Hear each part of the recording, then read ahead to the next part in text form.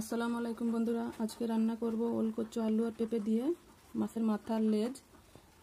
এখন মশলা বেটে নেব, মরিচ পেঁয়াজ রসুন একসঙ্গে।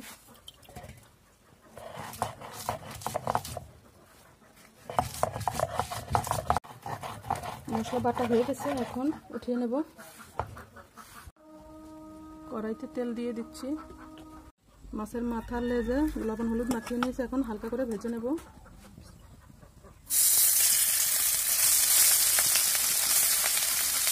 ভাজা হয়ে গেছে, এখন নামিয়ে নিচ্ছি। রাঁধুনি ফোড়ন দিয়ে তরকারিটা রান্না করা হবে। এখন তরকারিগুলো তেলে ভেজে নেব।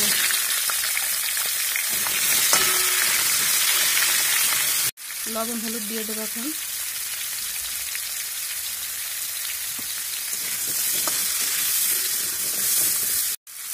তরকারিগুলো ভাজা হয়ে গেছে, এখন বাটা মশলা দিয়ে দেবো।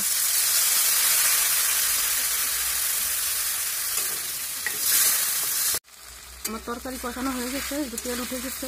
এখন মাছ দিয়ে ঝোলের পানি দিয়ে দেবো। আল্লাহর রহমতে অনেক সেন্ট বের হয়েছে তরকারিটা থেকে, খেতে কিন্তু অনেক স্বাদ হবে।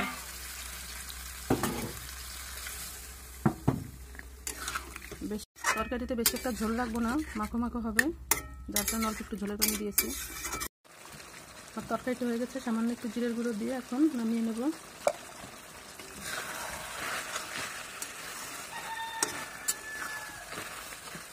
কেমন হয়েছে সবাই জানাবেন, পাশে থাকবেন। আসসালামু আলাইকুম, আল্লাহ হাফেজ।